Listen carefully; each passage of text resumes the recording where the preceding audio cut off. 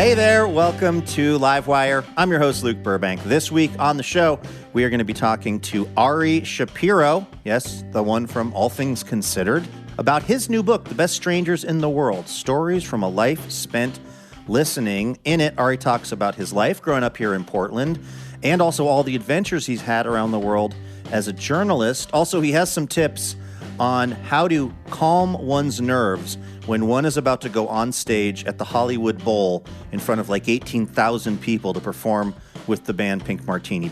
Then comedian, writer, and performer Demi Adejuyigbe will make his triumphant Livewire return.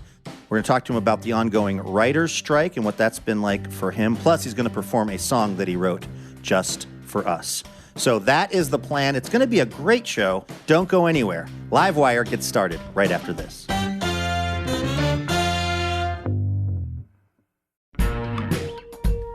Listen to Grown, a new podcast from The Moth for true stories that deal with the challenges and joys of growing up.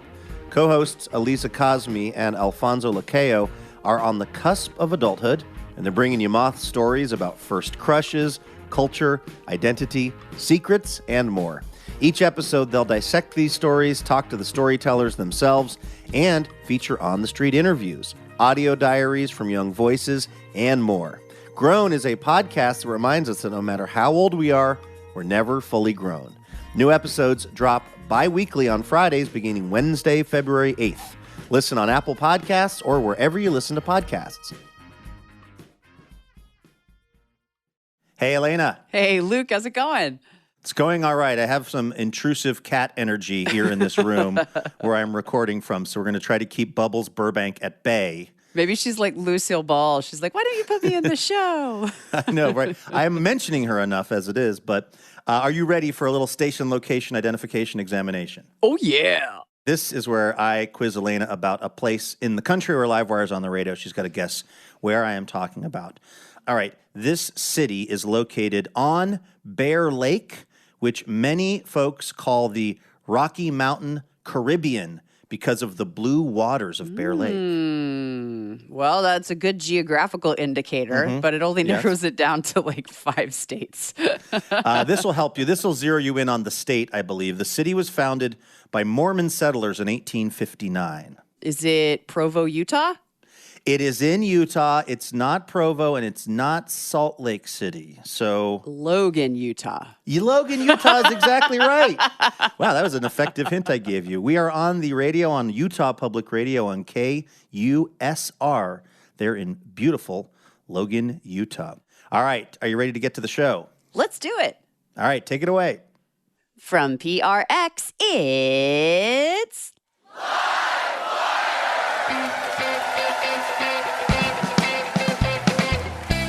This week, radio journalist and author Ari Shapiro. There are very specific chapters in here for the Jews, the gays, the music fans, the journalists, the political junkies, the international affairs people. I was like, I can flag a chapter. Like, if you're a Jew, read this one. And comedian and writer Demi Adejuyigbe. I don't know when this happened, but I feel like there's been this shift in so much stuff that as a kid was like shorthand for nerd stuff that now is like, well, all the cool kids are going to the Renaissance Faire. With music from our fabulous house band. I'm your announcer, Elena Passarello, and now the host of Livewire, Luke Burbank. Thank you, Elena Passarello. Thanks, everyone, for tuning in from all over the country, including beautiful Logan, Utah. We have a really fun, interesting show in store for you all this week. Of course, we've asked the Livewire listeners a question. We asked, what is the best stranger you've ever met? Could you tell us about that person? This is related to Ari Shapiro's really fascinating book about his time as a journalist. We're going to read those responses coming up in a few moments. First, though, we got to kick things off with the best news we heard all week. This, of course, is our little reminder at the top of the show. There is some good news happening out there in the world. Elena, what is the best news you heard all week? Oh, this news comes from Texas Hill Country. When I lived there, I used to go on Sunday drives through the Hill Country, and that is exactly what happened 30 years ago when Ronnie and Terry Urbanchik, Ronnie runs a concrete company in San Antone. They were taking a Sunday drive through the Hill Country, and they saw a for sale sign this beautiful stretch of land, 250 acres with live oaks, and it swooped down to the Guadalupe River. And there was a gorgeous creek on the property called Honey Creek. And so they decided to buy it. They moved their whole family out there. I think there's like 5 of them, and they lived in a 600 square foot house. And slowly but surely, they added more and more land to their property so that now they have over 750 acres.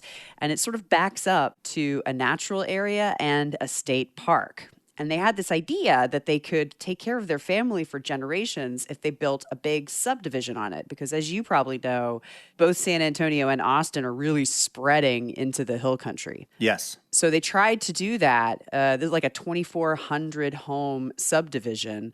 And they ran into a lot of environmental issues because they didn't know this, but they learned that that watershed, that creek, that river, it's just super pristine.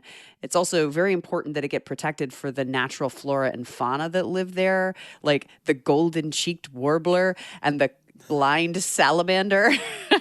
The golden-cheeked warbler definitely sounds like something you would write an article for the Audubon magazine about. I thought they won the NBA championships, the golden-cheeked warblers. But yeah. So they ran into all these issues.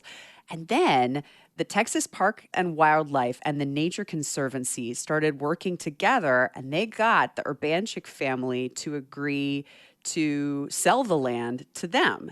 And they sold it at a fifth of what they would make had they sold it to developers. Wow. It will join the natural area and the state park to make this massive 5,000-acre state park with a ton of public use. There's an underground river and caves. And they were a little worried because, you know, their children had grown up in this area and it was kind of their legacy.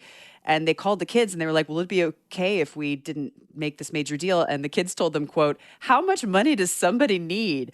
Because a fifth of the sale price is still like $25 million. Okay. Even happier news, their backyard is now like the prettiest park in the world. And the Texas legislature just passed $1 billion allotment for buying new parkland. So all y'all Texans out there who are thinking about putting up another Home Depot or whatever, you might try to work with these national organizations because they can make something even more beautiful, even more lasting, and something that does even more good for public interest. It's actually kind of coincidental, Elena, that you're talking about these conservancies and land trusts, because a place where I help out every year with some hosting duties is the Jefferson County Land Trust up in Jefferson County, Washington, where they do really great work working with landowners and others to preserve those natural corridors and stuff. And the best news that I saw this week also comes out of Jefferson County, specifically my old stomps of Port Townsend, Washington, where I don't think there's a more lovely place to be on a sunny summer day than Port Townsend, Washington. The thing is, one of the main ways to get there is on this ferry that goes from another place called Coupeville and comes on over to Port Townsend. And a bunch of folks were enjoying Port Townsend recently, and some of them had walked onto the ferry and then been tooling around Port Townsend.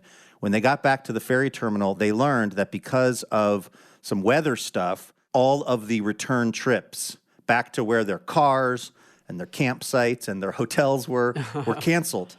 And so because it was a beautiful summer day in Port Townsend, everything was booked. They called the hotels, they called the Airbnbs, they called the sheriff's department, and they also called the YMCA, which I used to live in Port Townsend. I don't think I even knew we had a YMCA.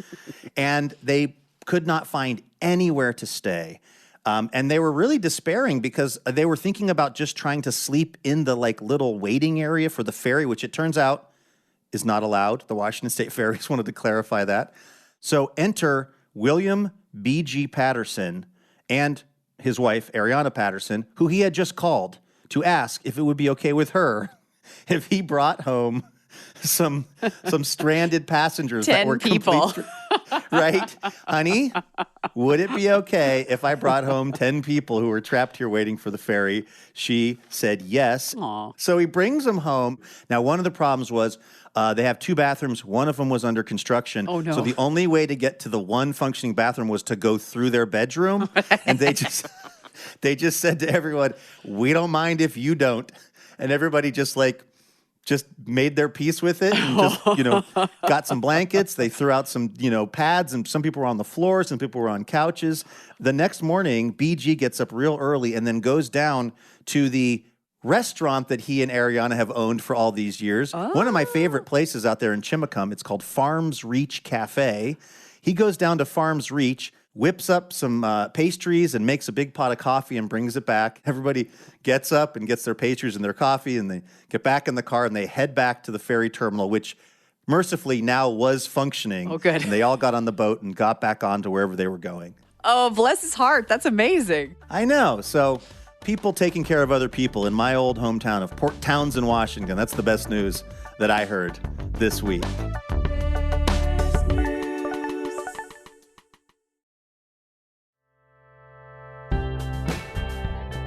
All right, let's get our first guest on over here. You're probably used to hearing their voice on this very radio station because he is, of course, one of the hosts of NPR's afternoon program, All Things Considered. His first book, The Best Strangers in the World, Stories from a Life Spent Listening, details his time traveling on Air Force One with President Obama, following the path of Syrian refugees fleeing war, and also what it's like to sing in front of 18,000 people at the Hollywood Bowl with the music group Pink Martini, because, let me tell you, this guy has range. Take a listen to our conversation with Ari Shapiro, recorded live at the Alberta Rose Theatre, right here in Portland.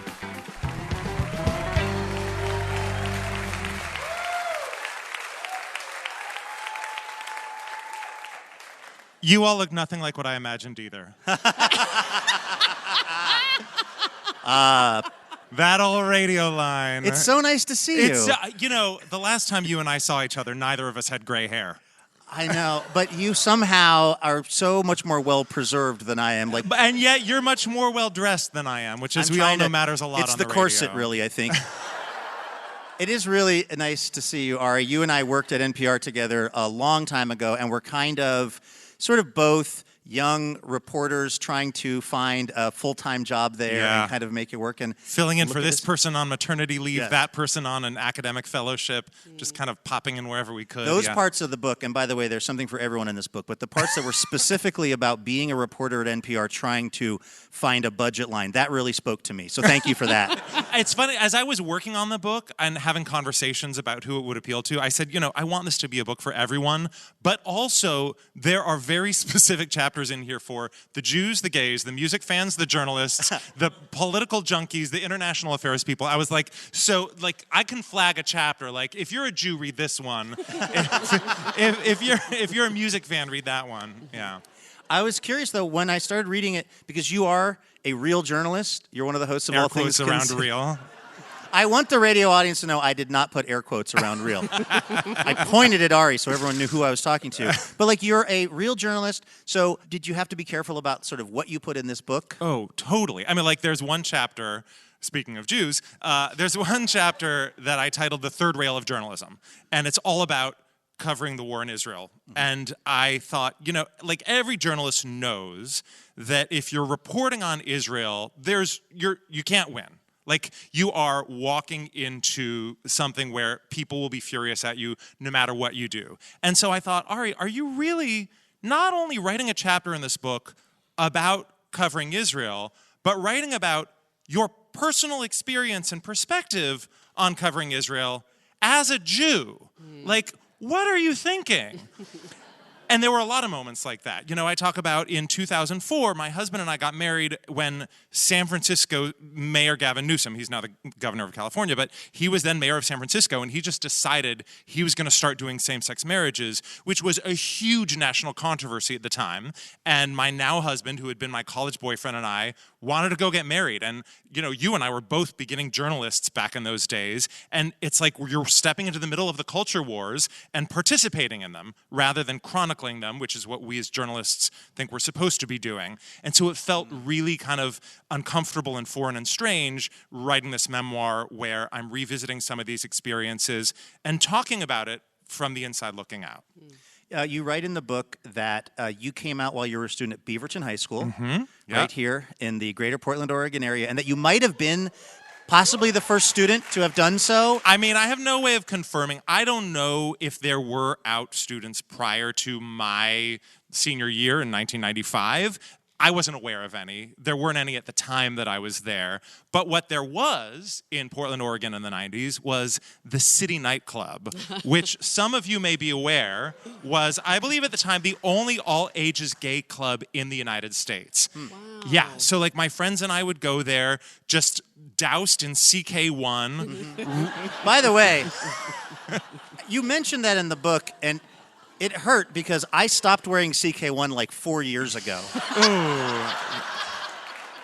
Like, that was a punchline in the book, and I saw way too much of myself. Well, you know, in the book, I described it as the non-binary scent of the 90s, but we didn't even have that term. Right. It was the unisex Right. scent of the 90s. We have to take a quick break here on Livewire. We're talking to Ari Shapiro. His book is The Best Strangers in the World. This is Livewire coming from the Alberta Rose Theater. Stay with us. We'll be right back in a moment.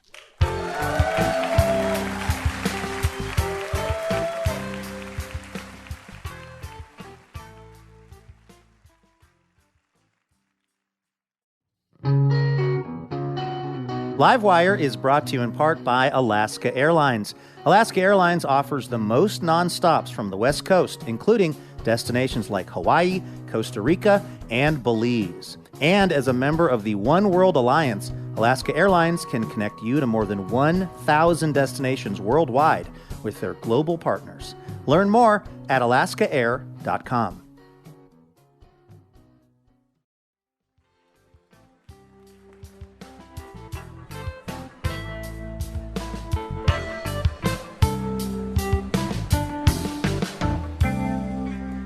Welcome back to Livewire from PRX.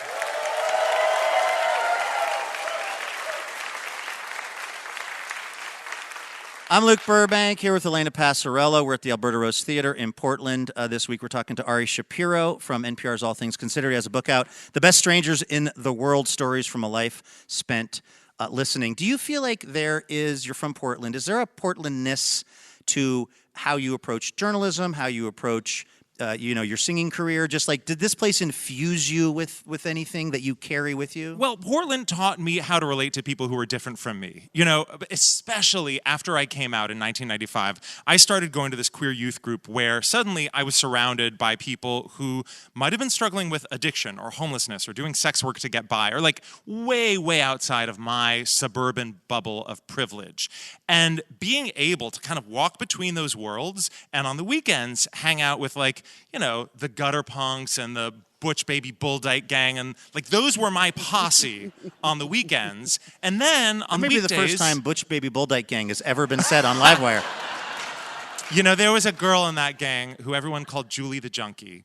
And she gave me a leather dog collar and wrist cuff as like a sign of protection that I still have to this day. Aww. It's true. And so I feel like being able to walk between worlds, go from that world on the weekends to kind of my schedule of AP classes in my big suburban white high school on the weekdays, that taught me something about kind of being an ambassador and a translator that I use as a journalist now for groups that I don't necessarily have any personal connection to. But if I'm going into Zimbabwe to a presidential election rally, or I'm going to a Bikers for Trump rally, or I'm going to a refugee crisis, like those skills of walking between worlds are something that I picked up in Portland that I use every day as a journalist. Something else you mentioned in this book. Yeah, I think that's worth a round of applause. He doesn't get that at his real job at NPR. I don't get to hear people clap when I'm on the radio. The producers of All Things Considered don't come in and applaud for you after you do an interview? No. Something that you mentioned in this book that I had never thought of this, even though I grew up in the Northwest, was that we call it the coast. We do not call it the beach because you write... I say it's to discourage false hopes of a warm, sunny day. You know, if you call it the beach, people are going to get images of Mai Tais and hula dancers, and that is not what Oregon has to offer. Yeah. No, it's the coast. It's definitely the coast. Know that it's probably going to be raining at Yachats or wherever you're going. But you'll get great Dungeness crab. That's right. You write in the book about how in college you were in the a cappella group, you were really into theater performance, you thought about maybe being an actor. how did you end up in journalism? Because that didn't seem like it was something that was on your radar. Not a bit. It was totally random. Like, I was graduating from college and applied to literally everything I could think of because I was an English major and didn't know what I wanted to do. Like, I had never taken a journalism class. I had never written for the school paper. I applied for Club Med. I applied for the Peace Corps. I applied for an NPR internship. I got rejected for literally everything, including the NPR internship, which I think is important to talk about, because if you think failure is something that doesn't happen to successful people, well, NPR's Ari Shapiro was rejected for an NPR internship. Yeah. So failure happens to everyone. If you're failing, you're doing it right. And then I found out that Nina Totenberg, the legendary legal affairs correspondent who remains a good friend and mentor, hires her own interns. So I applied to her. She gave me a job, and I just clung on and never left. And 20-some years later, here I am. We're talking to Ari Shapiro, by the way. His new book is The Best Strangers in the World. This is Livewire. Did you actually try to get a sort of permanent real job in D.C. by cooking an elaborate meal at Nina Totenberg's house? It was Nina's for idea. Like Charles Dingle or something? Yeah. Yes, exactly. Correct. So my internship was ending. I had no job prospects. Nina knew that I loved to cook, and I was living in this teeny little one-room apartment that I shared with a lesbian I found on Craigslist. Not that part of Craigslist. And Nina said, hey, you love to cook and you're looking for a job. Why don't I hire you to throw a dinner party where you'll cook and also be a guest, and I'll invite all of these kind of Washington VIPs who could plausibly offer you a job. So she invited Congressman John Dingell before he died, his wife who later took the seat, Debbie Dingell, the former Deputy Attorney General, Jamie Gorelick, this really impressive list of Washingtonians. I spent all day at Nina's house cooking and then sat down at the dinner table, and Nina said, all right, well, this is my intern, Ari. He cooked the food you just ate. He's looking for a job and not as a chef. Which one of you is going to hire him? And there were crickets. So I stayed at NPR.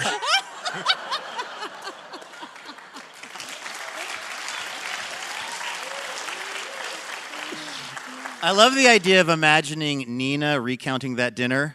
Congressman Dingell, no comment.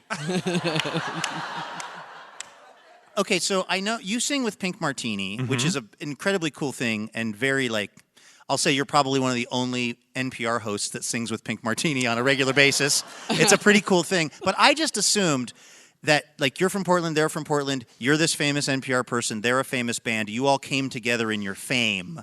But that is not really what happened. No. You go way back with them. Yeah, I was a fan of theirs when I was in high school, and I became friends with them after college, but at the point that I started singing with them, I was certainly not famous. I was on the air at NPR as a justice reporter, but I was not, a host of All Things Considered.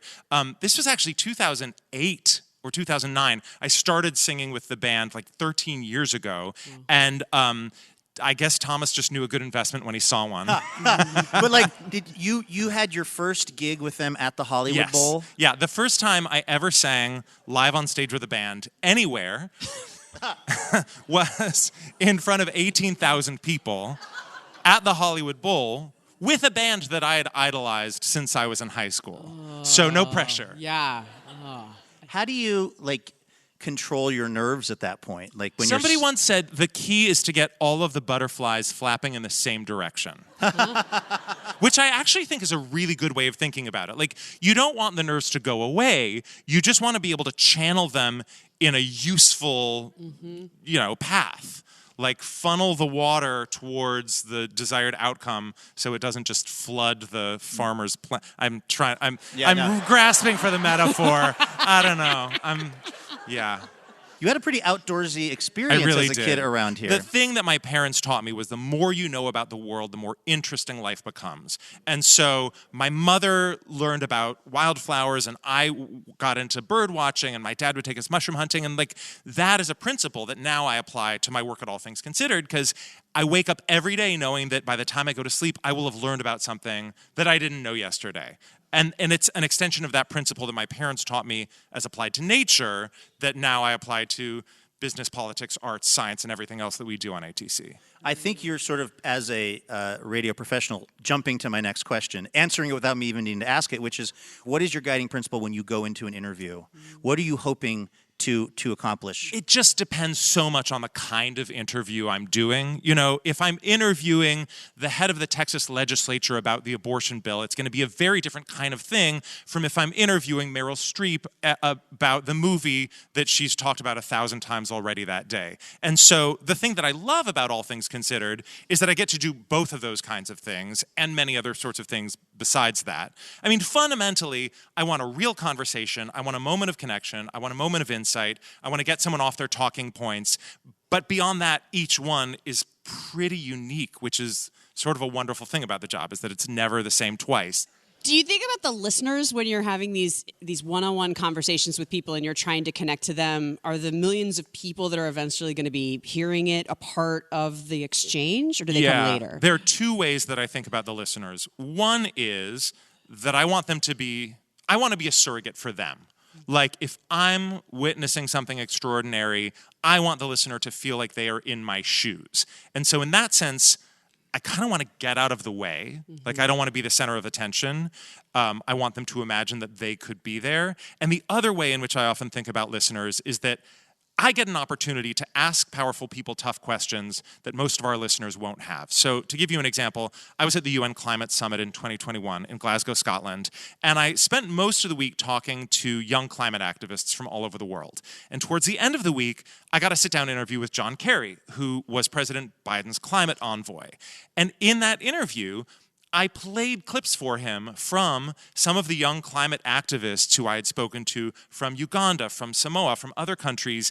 And I thought, these people, for the most part, are never going to have a chance to ask John Kerry these tough questions, to challenge him, to put these questions to him. And because I do have the opportunity, I have to do right by them and by the millions of All Things Considered listeners who are going to be listening to this saying, but why don't you ask him this thing that they care deeply about that they may never have a chance to ask him about?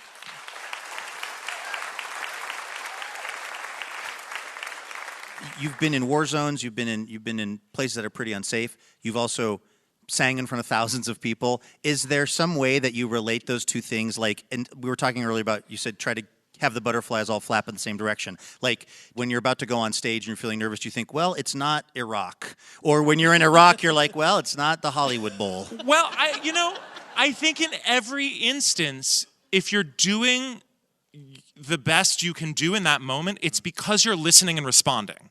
Whether you're like, you have your antenna out for danger, or whether it's, am I losing the audience? How do I get them back? Or if it's, wait, that person said something that doesn't sound right. I need to challenge and follow up on it. I'm trying to keep my senses of perception wide open to what is actually happening. And so for me as a journalist, whether I'm in a war zone or for me as a performer at the Hollywood Bowl, what I need to do is sort of stay permeable, stay sensitive, stay aware, and react in the moment to what is actually happening, as opposed to what I expect will happen or what my preconceived notions were of what would have happened. Yeah, I think you write in the book that you often tell journalism students, if you end up getting the story that you were expecting that you were going to get before you went out, you're doing something wrong. Right, exactly. Yeah, because you go out to find out what's actually happening. And of course you do your preparation and your homework in advance, so you have some idea, some information. But if you could do it all remotely, then what's the point of actually going there? Right.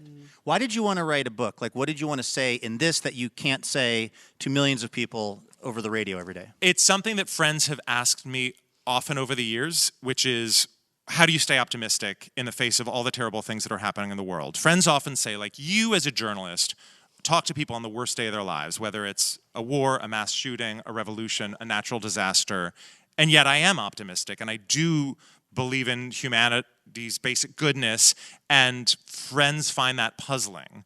And the answer that I have given my friends over the years is a version of what is now this book, which is, I mean, the title sort of says it, The Best Strangers in the World.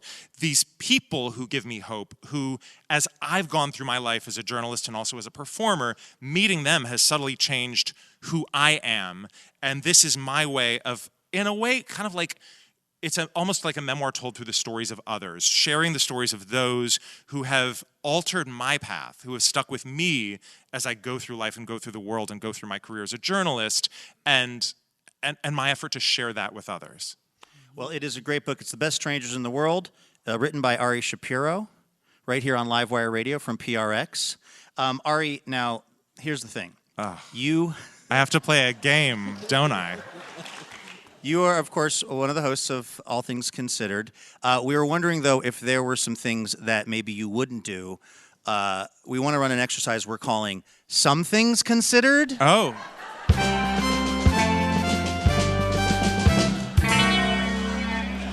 All right. I'm ready. All right. Ari Shapiro, would you consider participating in Portland's Naked Bike Ride? Oh, totally. Yeah, absolutely. Yeah. I thought. Would you consider reading an underwriting message from Tushy Bidet Company? Oh, sure. Please. Come on, Luke. Yeah, no problem. As a gay man, I think we need to normalize butt stuff.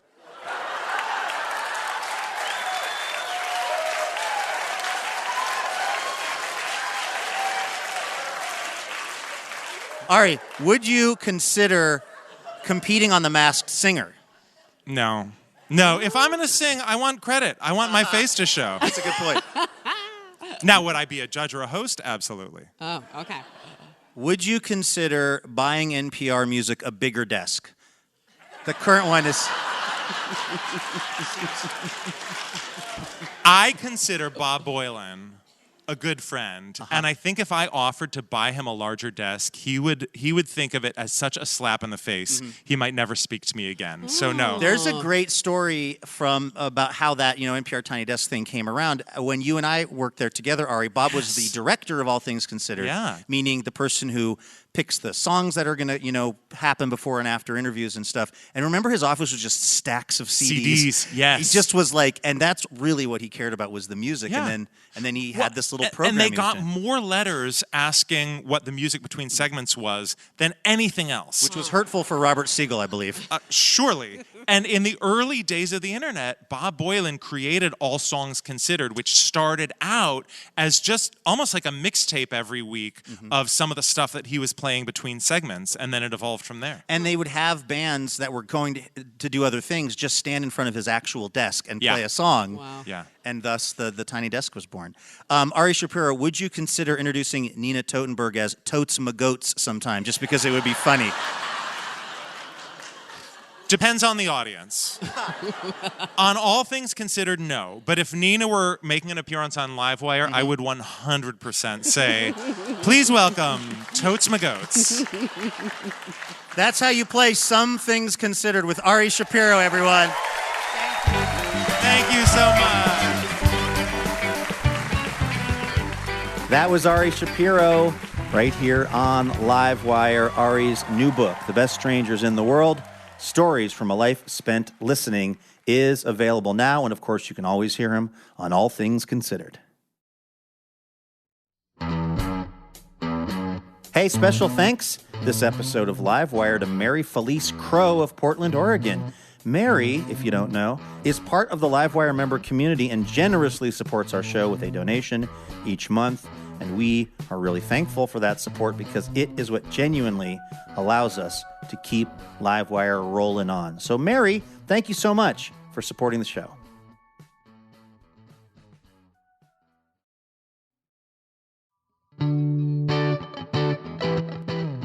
This is Livewire. As we like to do each week, we've asked our listeners a question based on Ari's book about all these people that he's interviewed over the years. We wanted to know about the best stranger that our listeners had ever met. Elena has been collecting up those responses. What are you seeing? Here's one from Sarah. Sarah says, a friend bailed on me for a concert, and so I resold her ticket online. And I ended up sitting next to the person who bought it, and we got to chatting, and we had so much in common that we decided to stay in touch. 4 years later, she's become one of my best friends. Love you, Emily. That's great. Isn't that awesome? I mean, that's a real life lesson, to just be open to the universe and new people and new experiences. I feel like the older I get, the more kind of shut down I get around having to interact, maybe with somebody sitting next to me at a concert who I don't already know. Yeah. But that's an example of how great that can be. Yeah, you already have one thing in common because you're both there to see the same artist.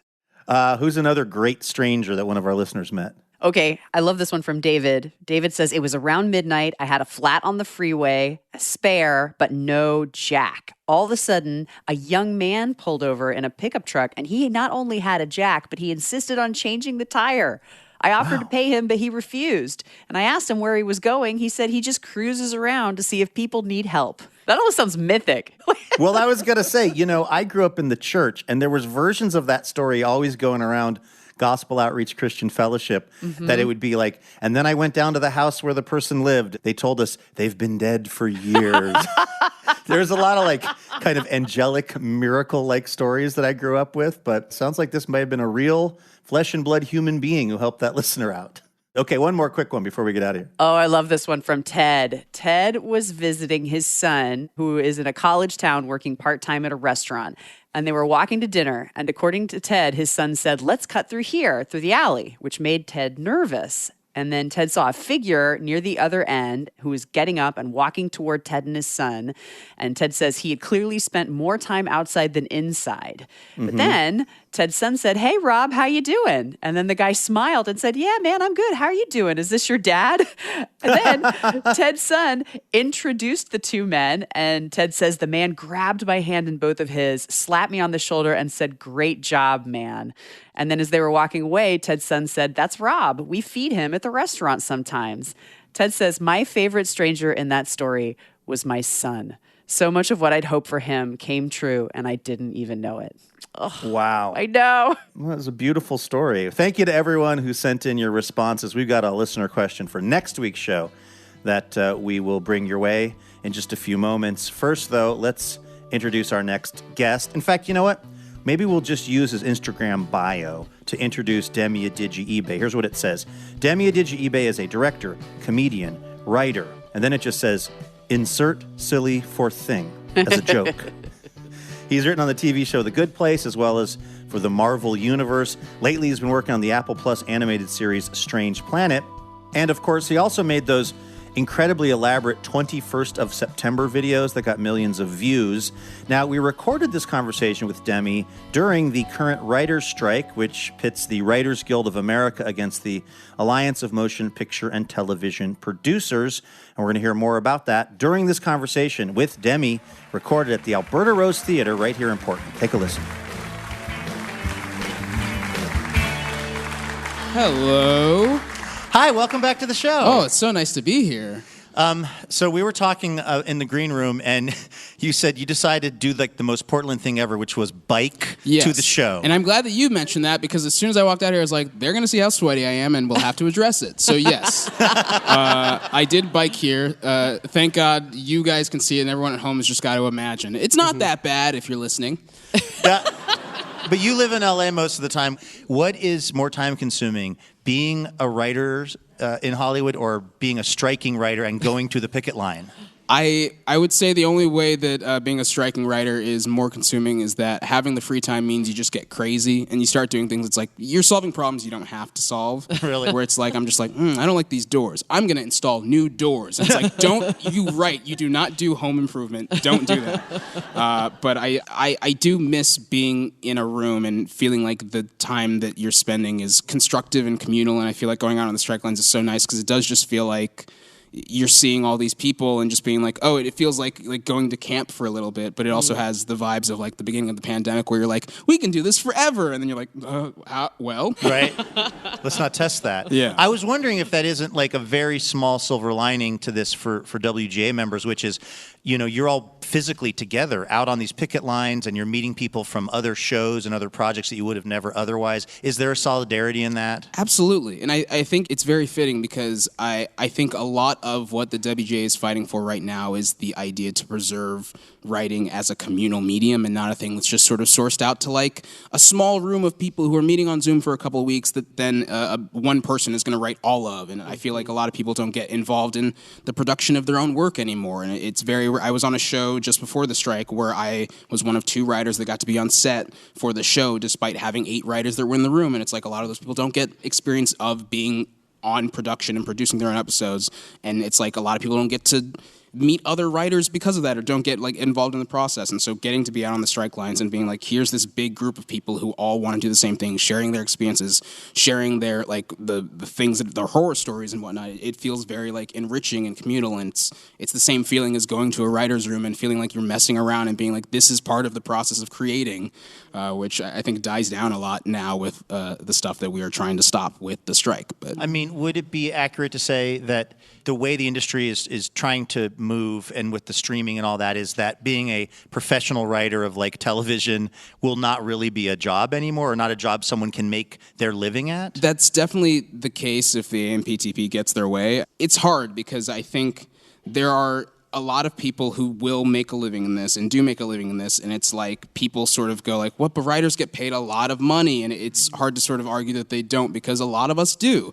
But I think it's that same thing of like you're hearing from the top 10% of writers and seeing them as the shining example of what everyone is. But the truth is like there's such a low barrier to entry. There are assistants and script supervisors and like low-level staff writers who do not get paid that much and are required to do more work than is supposed to be required at their level. And it's like you're at a certain point where like you don't want to say no to work that is supposed to be good for your career but also doesn't result in you getting the advantages that you used to be able to get at that level. I do feel like when the bottom starts dying out, like a lot of people are just like, well, but Chuck Lorre makes $5 million a year. Right. It's like, yeah, Chuck Lorre will be fine. We're not fighting for Chuck Lorre. But that's the guy that made The Big Bang Theory. I said that like we all know Chuck Lorre. I don't know where I am. Yeah. But a lot of the people, too, who are in these beginning, like the script supervisor positions, or maybe it's their first year on the team, are part of this movement to have a lot better representation in TV and have all these different voices. So they're the ones that you want in TV more than anything, right? Absolutely. But they're the ones who maybe aren't going to be able to make a living because they haven't made it to the upper echelon before these things have started changing. Totally. And I keep saying that I feel like people are like, what are you fighting for? And it's like, I'm not fighting for myself. I'm fighting for the idea of like the next generation of writers, the people who like are being forced into smaller rooms and not getting paid as much because they're being told like, oh, just write the stuff first and then we'll greenlight it and then maybe you'll get a chance. Or and I want to just clarify again, when you say smaller rooms, those are writers' rooms. Yeah, right. Not just like a small room that people are being held in. Smaller. Right. They're putting us all in just like what boxes. Right. No, but like in rooms where it's like there are less writers on a project, but they're like, hey, you have 10 weeks and 4 people to write 10 scripts of a season of television, which is like, you're not going to get good TV that way. They're being like, we support diversity, and we're going to bring in diverse writers, but then giving them low orders or being like, okay, we can only afford to pay half of you the rate that you wanted, so here's the cap. If you can't take it, it's fine. We'll pay someone else. It's just like, as diversity gets bigger in the industry, it's no coincidence that like tech giants have come in and started being like, okay, well, how do we make this a lot cheaper, and how do we, get the credit of doing the things that people seem to say that they want us to do, but also not have to put in the work or the finance to like actually support these things or see them through because they're like risk averse. You're listening to Livewire Radio. I'm Luke Burbank here with Elena Passarello. We are talking to comedian, creator, and writer, and current member of the WGA, which is on strike, Demi Adejuyigbe. We've got to take a quick break, but don't go anywhere. When we come back, we're going to hear a special love song from Demi, which is not affected by the fact that he's going through a breakup. Not at all. So don't go anywhere. More Livewire coming up.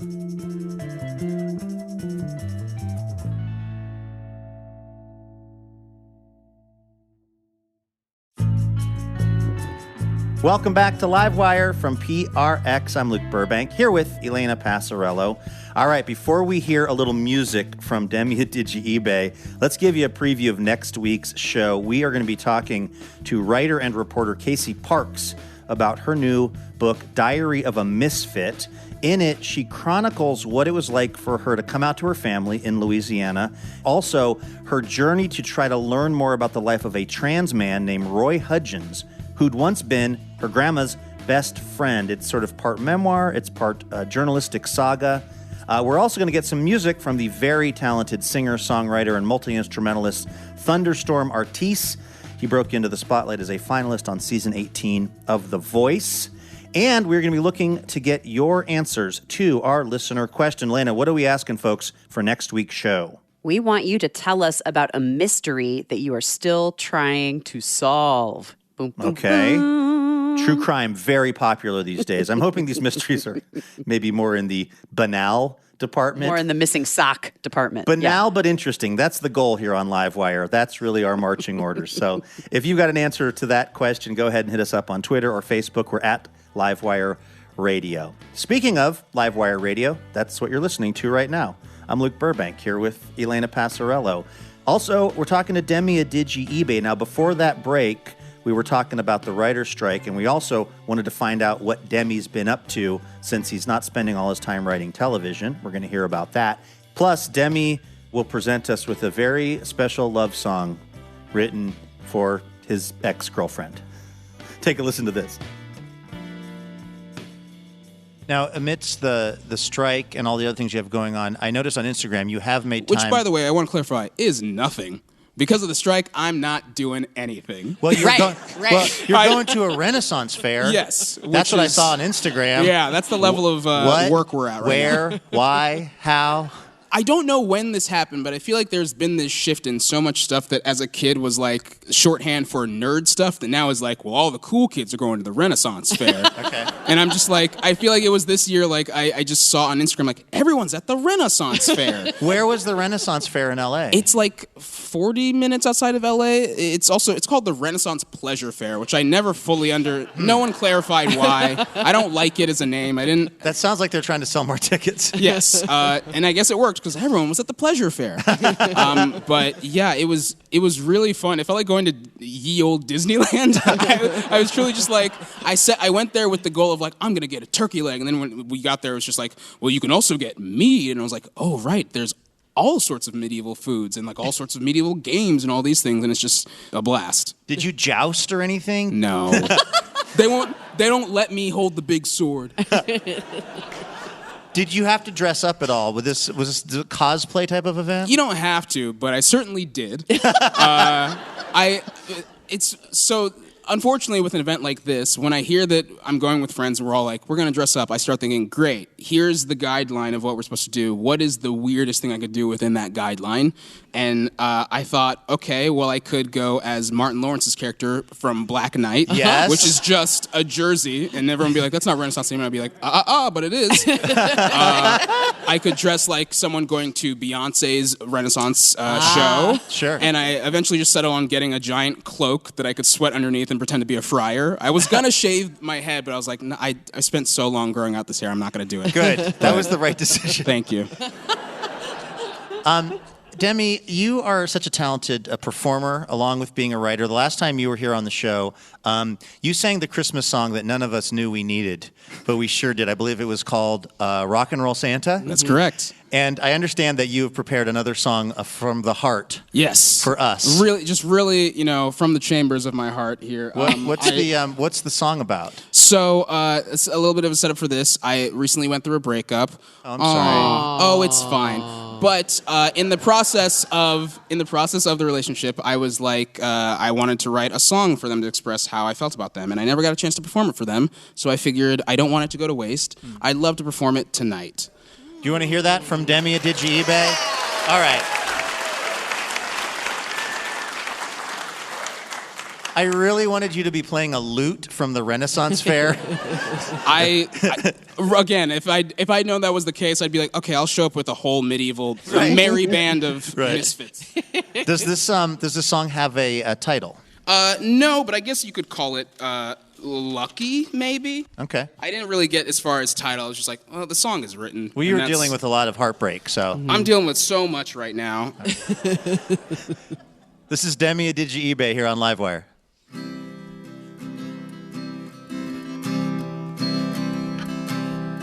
Never been the blessed type, plagued with constant blunder, fallen far more times than I have stood. But ever since you first walked by, my life has been filled with wonder. I fell in love with you, and now the falling feels so good, because you turned my scary thunderstorms to a gorgeous rainbow. You make the three-leaf clovers feel like four. The greatest dreams have all come true, and I love standing next to you, though you smell just like cat pee and you snore.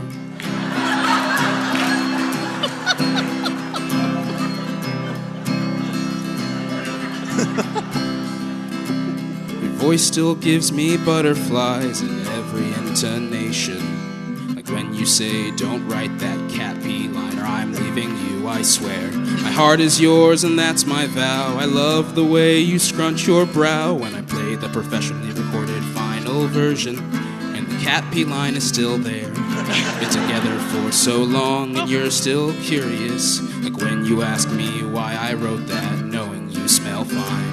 I know you've got good hygiene, I just chose that for the rhyme scheme. Then you point out the cat pee part is not the part that rhymes.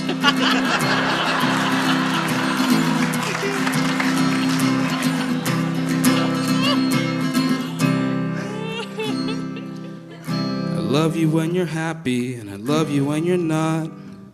I love you when you're mad, you've heard the song play at a bar. I love you when you try to smash my instruments in protest, and I love you when you fail to find my mini-sized guitar. I love you when you stop me as I leave you in the morning. I always want to stay, I hate to go. You ask me what I'm doing next, and I say I'm off to PDX to sing the song live on the radio. Sing it on Livewire Radio.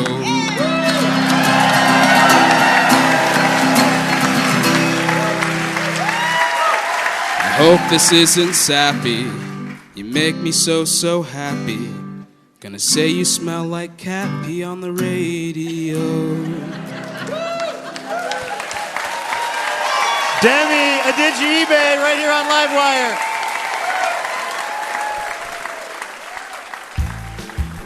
That was the multi-talented Demi Adejuyigbe right here on Livewire. Of course, he and other WGA members are currently on strike. We are very much hoping there's a fair resolution to all of that just around the corner so we can get back to watching that scripted television that we all love so much. All right, that's going to do it for this week's episode of Livewire. A huge thanks to our guests, Ari Shapiro and Demi Adejuyigbe. Livewire is brought to you in part by Alaska Airlines. Laura Haddon is our executive producer, Heather D. Michelle is our executive director, and our producer and editor is Melanie Sevchenko. Molly Pettit is our technical director and mixer, and our house sound is by D. Neil Blake.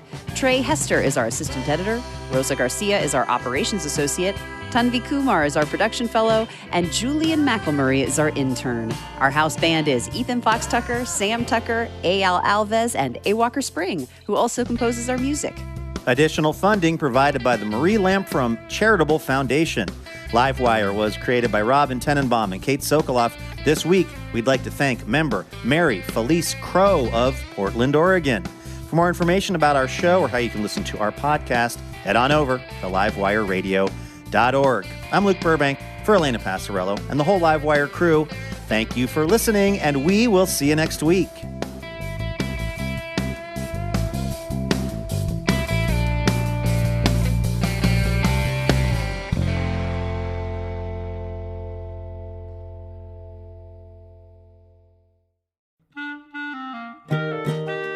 Wouldn't it be amazing to have a piping hot episode of Livewire delivered right to your heart and ears each week? Well, guess what?